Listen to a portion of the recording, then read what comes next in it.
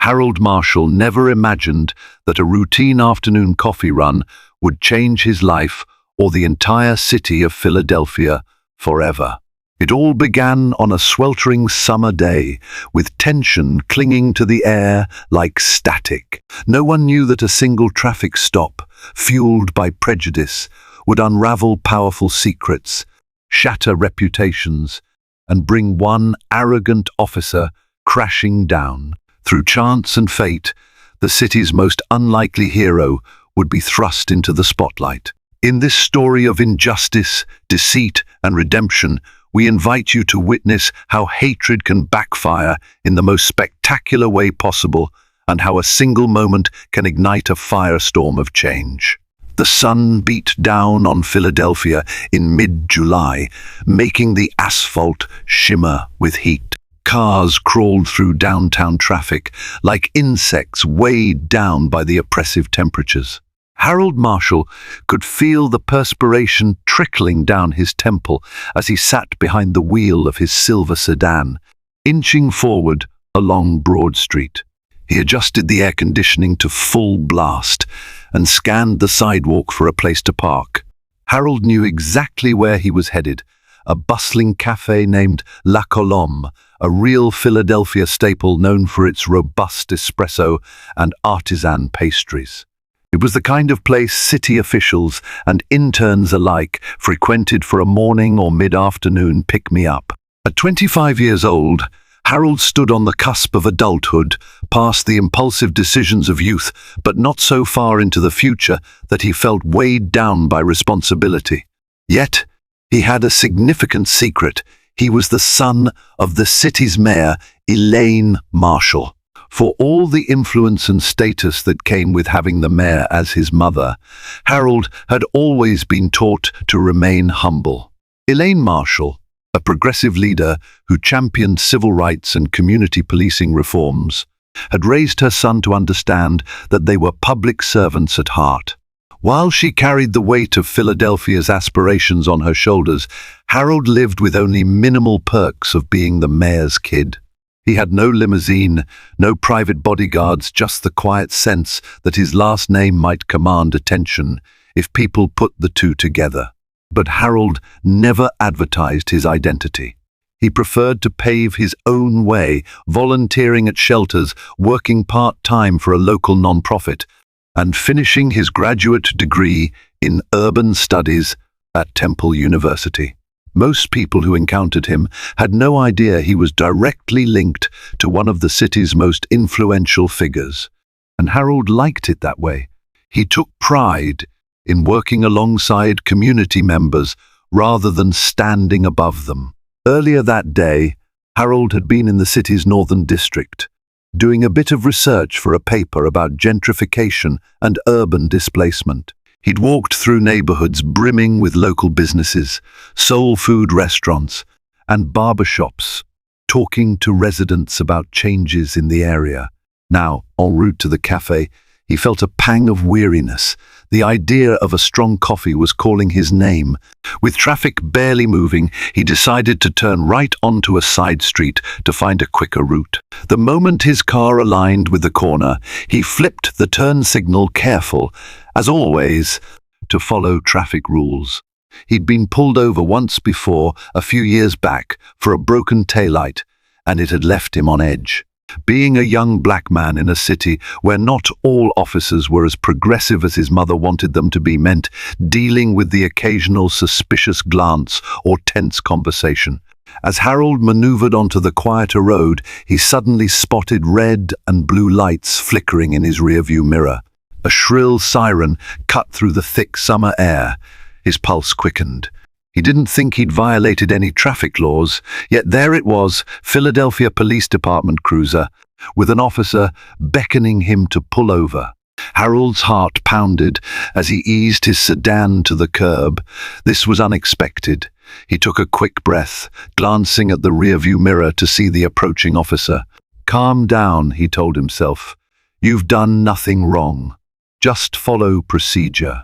But a knot of anxiety tightened in his stomach, as if warning him that what came next might not be a simple license and registration check. Officer James Donovan stepped out of the cruiser, a scowl etched into his features. Tall and broad-shouldered, he carried himself with the swagger of someone who believed his badge placed him above reproach. He adjusted his utility belt, resting one hand near the holster as he strode forward. The sun glinted off his sunglasses, obscuring his eyes. Yet Harold could sense the intensity of the gaze behind those dark lenses, like prey caught in a predator's sight. Harold rolled down his window. Before he could greet the officer, Donovan's voice boomed, "License and registration, now." There was no courtesy in his tone, no standard greeting, no explanation for the stop. "Certainly, officer," Harold replied, mustering politeness as he reached into the glove compartment for his registration. He then slipped his wallet out of his back pocket, careful to keep his movement slow and visible. "May I ask why I'm being pulled over?" Donovan let out a derisive snort. "Don't get smart with me," he said curtly. "I'll ask the questions. You just do what you're told." The tension in the air was palpable. Harold handed over the requested documents. While the officer inspected them, Harold felt his nerves spike. Something about Donovan's demeanor screamed hostility. This wasn't a routine check. There was an undercurrent of aggression that Harold had felt before in minor brushes with prejudice, but never this blatant. "What are you doing in this neighborhood?" Donovan asked, flipping Harold's driver's license between his fingers. "I'm heading to La Colombe," Harold said cautiously. "I turned down this street to avoid traffic, sir." Donovan let out a huff, as though unconvinced. He glanced at Harold's name on the license. "Harold Marshall," he read aloud, then returned his gaze to Harold with a sneer. "And where do you live?" he demanded. Harold fought to keep his voice steady. "I have an apartment near Temple University." "And you think you can just cruise around here like you own the place?" Donovan barked, winding around suspiciously, turning on side streets. "Who do you think you are?" A spark of indignation flared in Harold's chest, but he tamped it down. I'm sorry if I appeared suspicious, officer. I was just trying to find a faster route to the coffee shop." Donovan turned away, muttering something under his breath. The officer seemed to pause, as if pondering his next move. Then he leaned down, pressing a hand against the car door, effectively looming over Harold. "You got any weapons on you? Drugs?" Donovan asked, his voice edged with accusation. "No, sir," Harold answered quickly. "Nothing of the sort." "Step out of the car," Donovan demanded. He jerked a thumb toward the sidewalk. "Now." Harold hesitated, mind racing. "Officer, why do I need to step out? I haven't done anything. Do not question me," Donovan growled, slamming a hand against the side of Harold's car. "Out of the vehicle, or I'll yank you out myself." A wave of fear swept over Harold. He looked around, noticing a few pedestrians on the opposite side of the street staring at the commotion. His hands trembled, but he clutched the door handle and complied, stepping out onto the scorching pavement. "Hands on the hood," Donovan ordered. Harold obeyed, feeling the sizzling metal beneath his palms. 1,000 thoughts churned in his mind, not least of which was how quickly this had escalated. He silently prayed that another officer would arrive, one who might intervene or at least serve as a witness. But as of yet, it was just Donovan, and Donovan seemed intent on flexing his authority. The officer patted Harold down, rummaging through his pockets with an aggression that bordered on violence. Harold winced when Donovan's hand shoved into his back pocket, yanking out his phone. The officer examined the device, then tossed it onto the driver's seat. Through it all, Harold bit back any protest, knowing that even a hint of defiance could be twisted into resisting arrest. "Stay put," Donovan snapped. "I'm going to run your information." Harold nodded, swallowing hard as the officer returned to the cruiser. The sense of powerlessness gnawed at him. Somewhere in the back of his mind, he thought about calling his mother, but the last thing he wanted was to shout. "Hey, I'm the mayor's son," He had never used his lineage as a shield, and part of him believed he could resolve this as any ordinary citizen if only Donovan would exercise a shred of decency. But deep down, Harold suspected that decency might be in short supply today. Back in the squad car, Officer Donovan muttered curses under his breath. He fed Harold's information into the computer system, half hoping he'd find an outstanding warrant or a suspended license, anything to justify the aggression that had already escalated beyond protocol. When nothing came back, Donovan's frustration mounted. He leaned out of the cruiser's window and barked, "Don't move!" Meanwhile, Harold stood with his hands resting on the sizzling hood.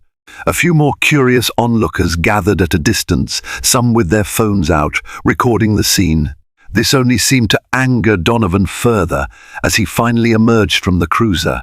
He stomped toward Harold, face twisted in displeasure. "Get your insurance information," Donovan demanded. "Your coverage better be legit." Harold nodded, stepping carefully to retrieve the card from his glove box. As he bent into the car, he cast a quick glance at his phone. He debated grabbing it to dial anyone to witness this fiasco officially, but Donovan was right behind him, eyes boring into the back of his head. The tension was unbearable. After handing over the insurance details, Harold watched as Donovan scrutinized every line on the card. "Everything's up to date," Harold said quietly. "I pay it on time." Donovan shot him a glare. "You trying to tell me how to do my job?" His voice dripped with contempt. "No, officer, I'm just trying to cooperate." Donovan pocketed the insurance card and pointed to the sidewalk again. "Stand over there and keep your mouth shut." With a sigh, Harold complied. Another patrol car turned onto the street, possibly responding to Donovan's call for backup. Harold felt a surge of hope. Maybe a more level-headed colleague would defuse the situation.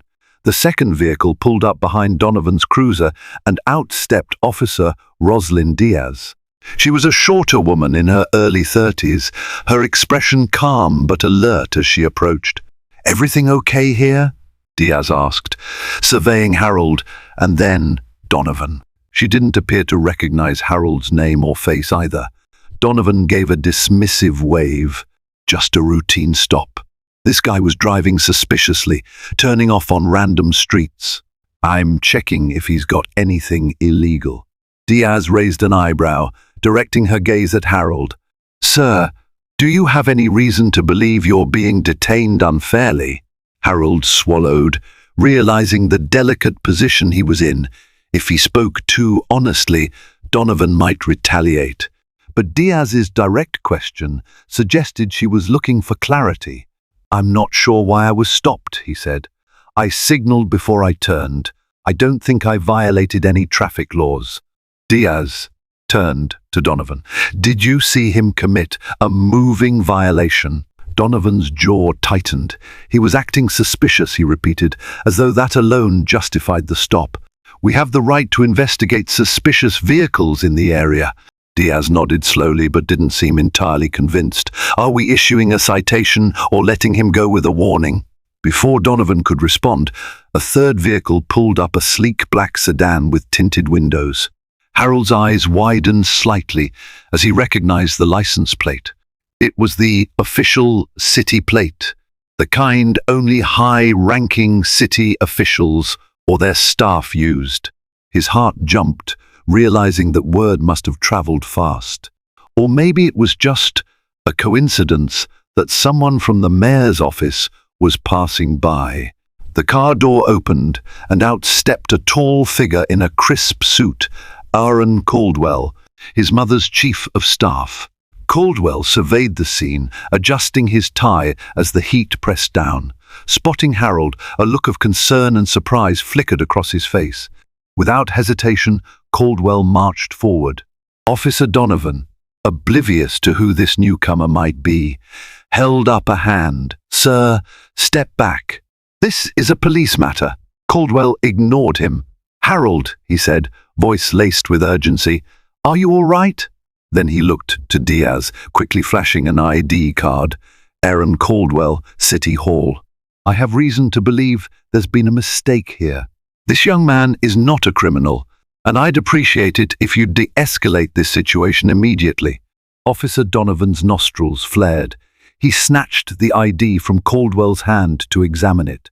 The tension bristled in the thick summer air. Caldwell was calm but firm. "I think if you run his name again, you'll see who he is. Or better yet, let me make a call." Harold stood off to the side, his heart thrashing in his chest. He didn't want a scene, but Caldwell's appearance felt like a small lifeline. Then again, he dreaded the possibility of this turning into a public relations disaster. Once Donovan discovered who he was, how would the officer react? Would he double down, or would he back off? Officer Diaz glanced between Donovan and Caldwell, her composure wavering slightly. "I'll check the system again," she offered, gesturing Donovan to hand over Harold's documents. Donovan hesitated, gripping them as if reluctant to yield control. Across the street, the small crowd that had gathered sensed something bigger was brewing. Cameras were rolling, phones were held high. Harold could practically feel the city's attention pivoting in his direction, all because of one heated traffic stop that was anything but ordinary. Officer Diaz typed Harold's name into the database once more, verifying his ID. Caldwell, meanwhile, pulled out his phone to call the mayor's direct office line. Harold overheard fragments of the conversation, Caldwell's urgent tone, mention of unnecessary escalation, and a request for immediate clarification. Harold's heart sank. This was exactly the kind of fiasco he wished to avoid, drawing in his mother's office to handle a situation that should never have gone this far. Officer Donovan loomed near, eyeing Caldwell with visible resentment. To Donovan, Caldwell was just another meddling city official trying to boss around the police force. Harold suspected Donovan had no clue that Caldwell was effectively the mayor's right hand. He braced for the moment Donovan found out. Diaz walked back, her face etched with concern. "Officer Donovan," she began, her voice measured. "Everything checks out. No warrants, no criminal history, nothing. His license and registration are valid, and the insurance is current." Donovan glowered. He was driving suspiciously, he repeated, as if the refrain could justify a prolonged detention. "Maybe he's hiding something in the car." Diaz weighed his words carefully. Harold could see the moral conflict on her face. "If there's probable cause, we can proceed," she said. "But so far, we haven't identified any. He signaled his turn properly and has no record." Caldwell ended his call, stepped forward, and locked eyes with Donovan. "Officer, is there a legitimate reason to keep Mr. Marshall detained?" He spoke in a level tone, but each syllable carried the weight of official authority. Donovan sneered, crossing his arms. "He's free to go, but I'm not done with my search." He started to circle Harold's car, peering through the windows as though expecting to see contraband lying in plain sight. Harold kept his gaze down, a swirl of relief and apprehension fluttering in his chest. He wanted nothing more than to leave, but the fear of Donovan finding some excuse, any excuse to escalate again, kept him on edge. "Officer Donovan," Diaz tried once more, "I think we've taken this as far as we can, without infringing on Mr. Marshall's rights. There's no probable cause for a search." Donovan shot her an icy glare. "I don't need you telling me how to do my job," he snapped, his voice loud enough that a few onlookers gasped. Some had begun calling out phrases like "leave him alone," and he didn't do anything. The murmurs in the crowd only fueled Donovan's rage. Caldwell took a step closer. "Officer, the first strongly suggest you release Mr. Marshall now. The city and the mayor will not look kindly on harassment of any citizen, let alone what? A well-connected kid with friends in high places?" Donovan snapped, pointing a finger at Caldwell. Then he turned that accusing finger toward Harold. "Think you're special, do you? Because you got some fancy-suited friend to bail you out?" Harold opened his mouth to respond, but Caldwell raised a hand gently, indicating he should let it go. "You're making a scene," Caldwell said softly. "This can all end if you let him go about his day." For a heartbeat, Donovan looked like he might lash out physically. His knuckles whitened around the documents he still held.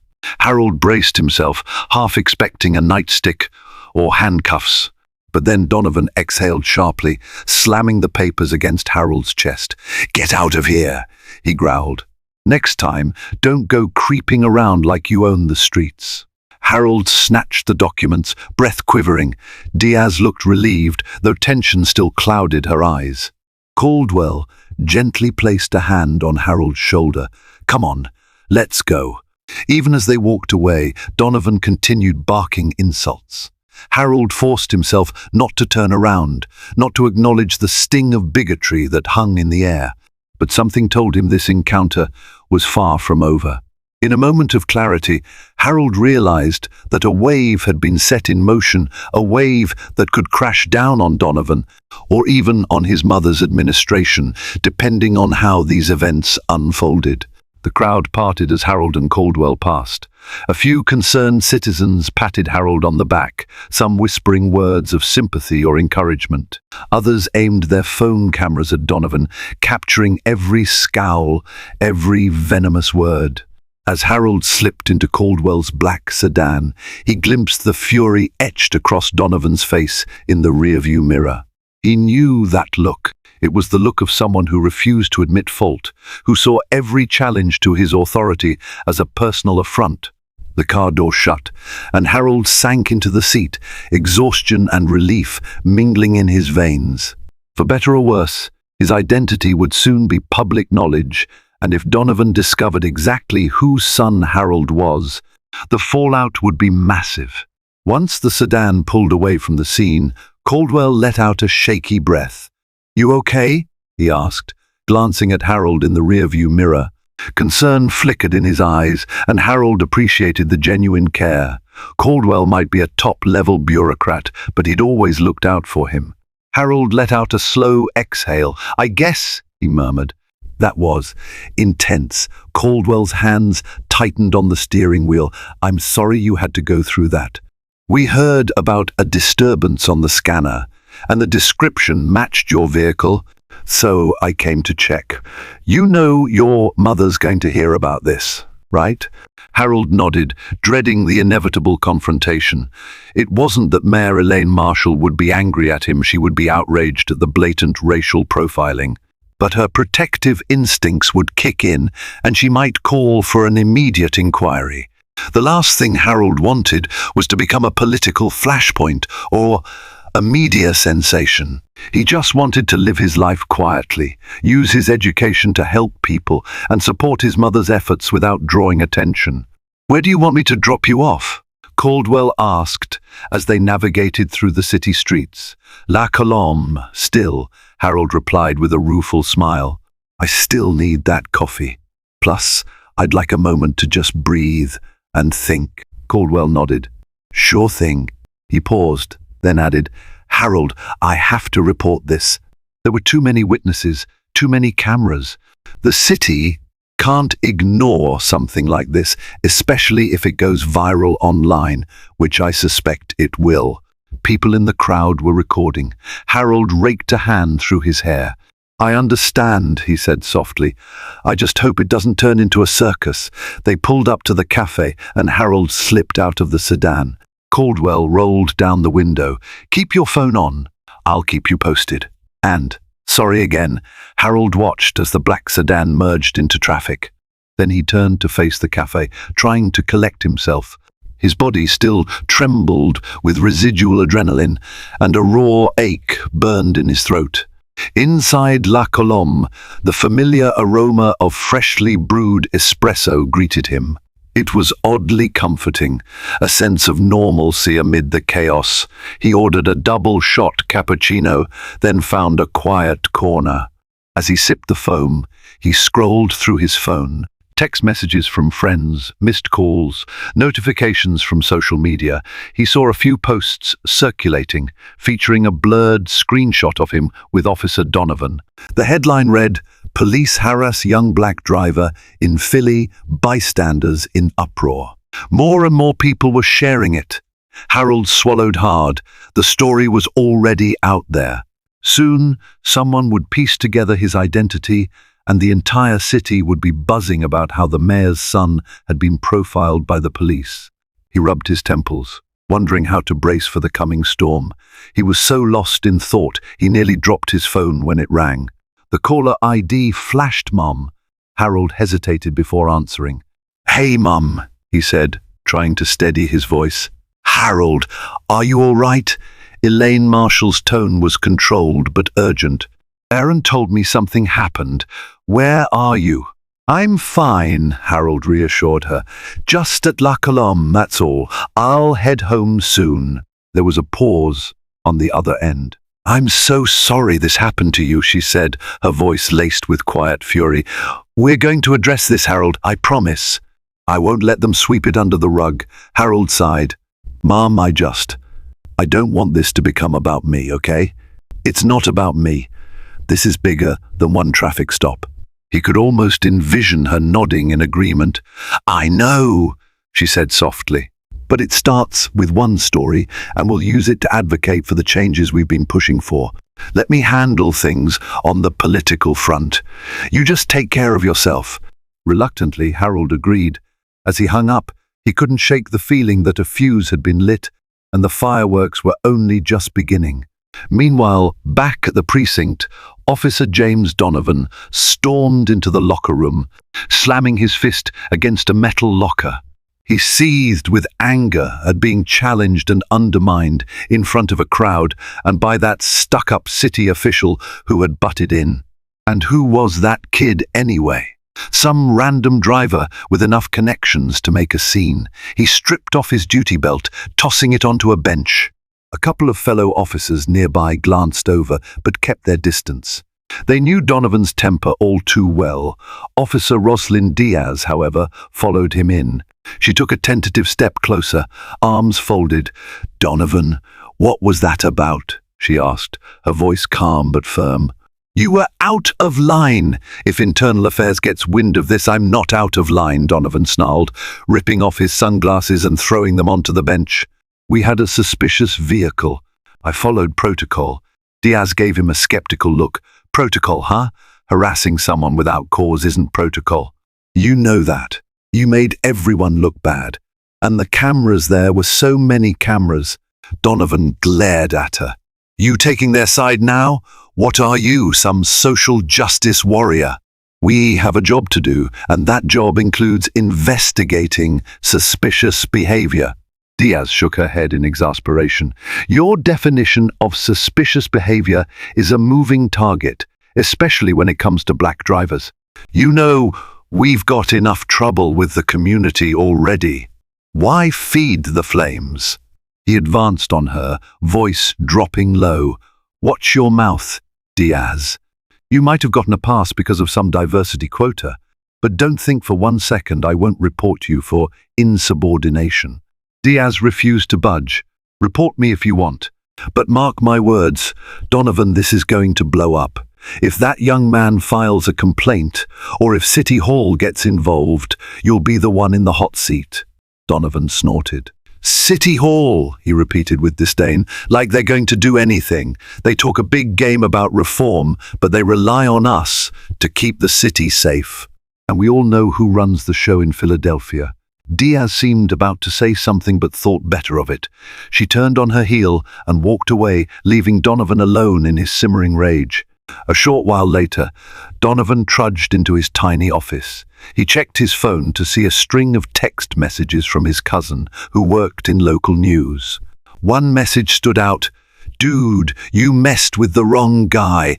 That was the mayor's son." Donovan's blood ran cold for a split second, then flared hot with renewed indignation. The mayor's son. That upstart who'd been looking at him like he was a criminal? He chucked his phone aside.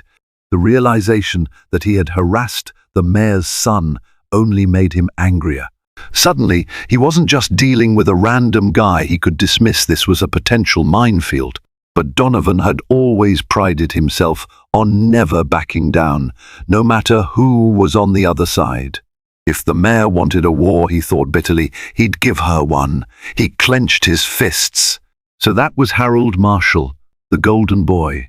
In Donovan's eyes, Harold was nothing more than a privileged brat using his mother's influence to skip out on a rightful investigation.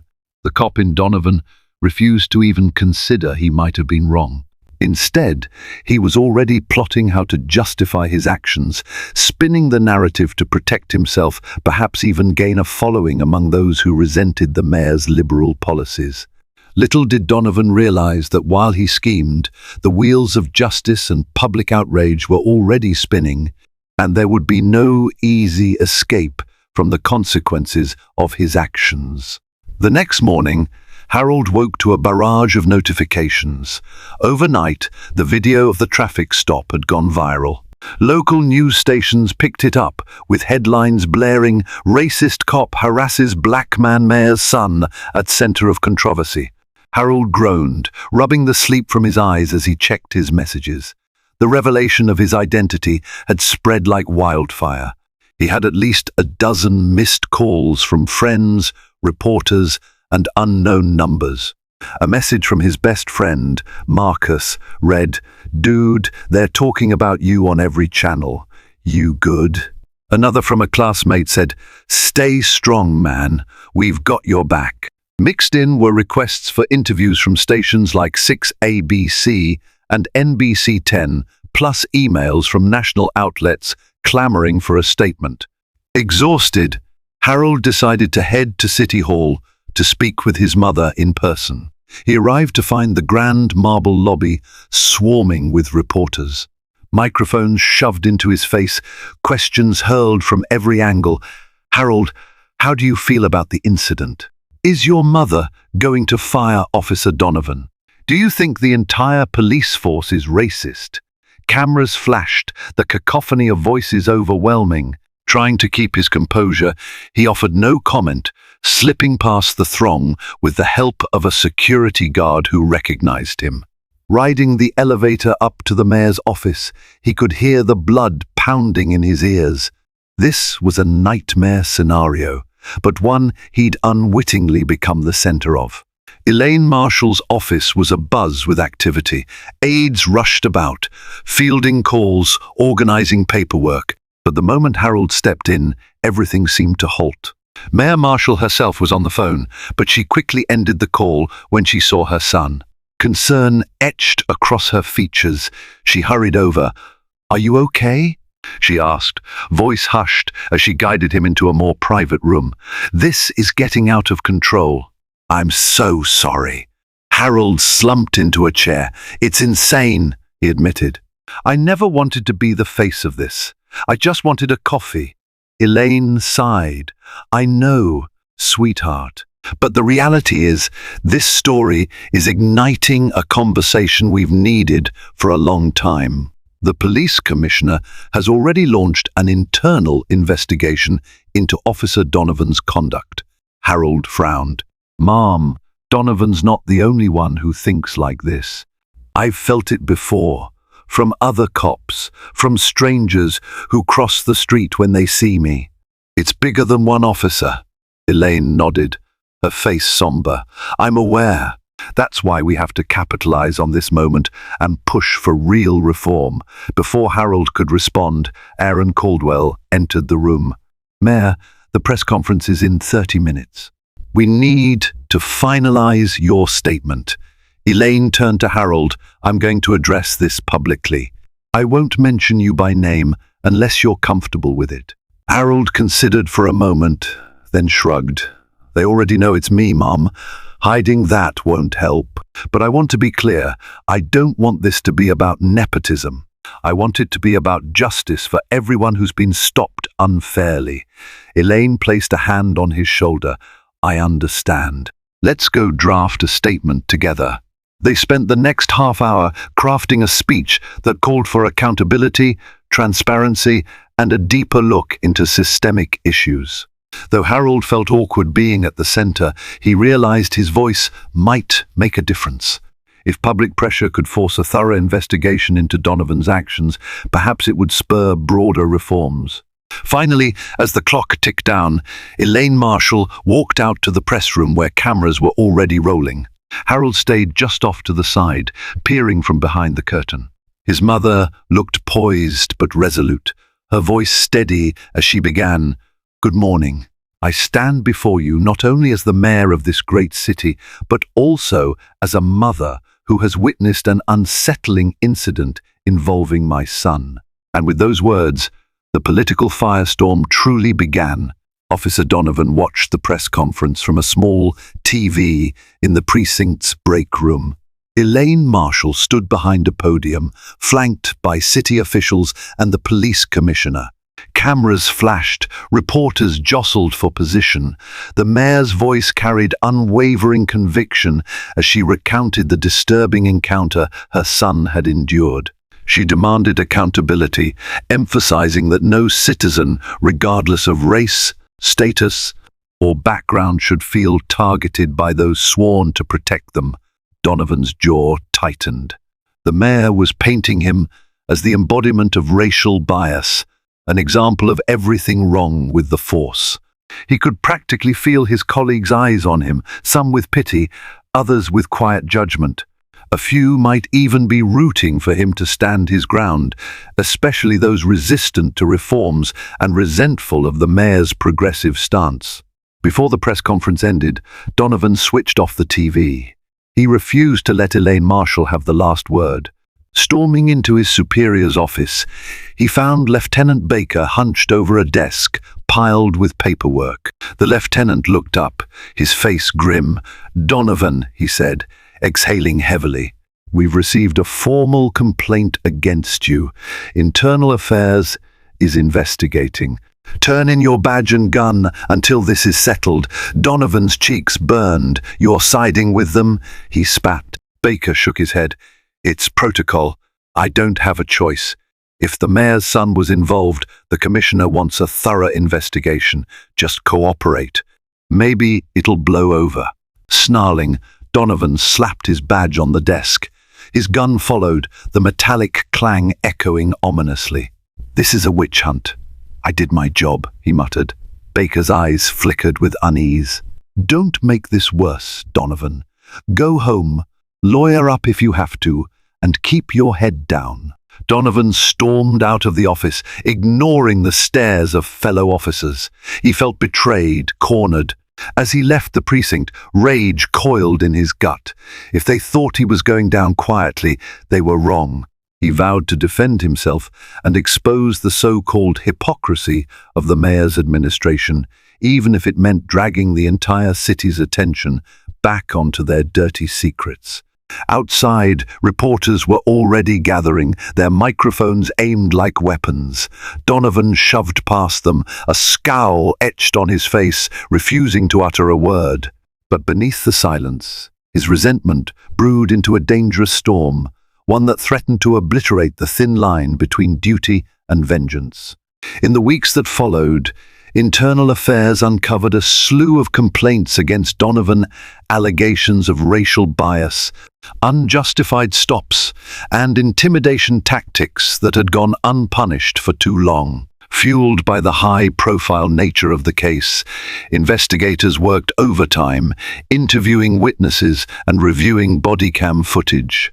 Donovan's pattern of harassment was laid bare, each incident painting a more damning portrait than the last.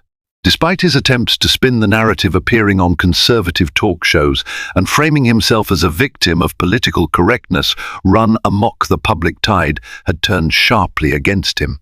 Every time he spoke, more damning evidence emerged. Former victims came forward, bolstered by Harold's courage and the mayor's firm stance. Donovan found himself drowning in a sea of lawsuits and mounting public outrage. Meanwhile, Harold strove to use his unwanted spotlight for good. He joined citywide forums on police reform, speaking not just for himself, but for the countless others who had experienced similar treatment without any recourse. His words resonated with communities across Philadelphia, galvanizing renewed calls for civilian oversight and strict disciplinary measures for officers who abused their power. The final blow came when the police commissioner, backed by Mayor Elaine Marshall, announced Donovan's termination and recommended that the district attorney pursue criminal charges. The press conference was brief and direct. There would be zero tolerance for officers who betrayed the public trust. As Donovan walked out of the courthouse after turning himself in, cameras clicked relentlessly. The once arrogant cop now looked haggard and defeated. For Harold, justice had been served, but more importantly, a larger battle had been ignited. The city was far from perfect, but it was inching closer to a future where accountability wasn't just a buzzword, and where a young black man wouldn't have to fear a traffic stop. It was a hard-won victory, paid for in stress and heartache, but it was one that carried hope for lasting change. In the wake of these turbulent events, Philadelphia found itself at a crossroads. Harold's story became a catalyst for conversations long overdue on policing, racial bias, and the power structures that either protect or persecute. It served as proof that one person's courage could awaken a collective conscience, driving people to demand better from their institutions. Officer Donovan's downfall was swift and hard, reminding everyone that unchecked authority often breeds injustice and that karma, when it comes, can be unforgiving. Thank you so much for watching this story unfold. If it resonated with you or sparked new thoughts about fairness, justice, and equality, please take a moment to like the video, share it with your friends, and subscribe to the channel. Your support helps keep these important conversations alive. Together, we can continue pushing for a more equitable future, one story at a time.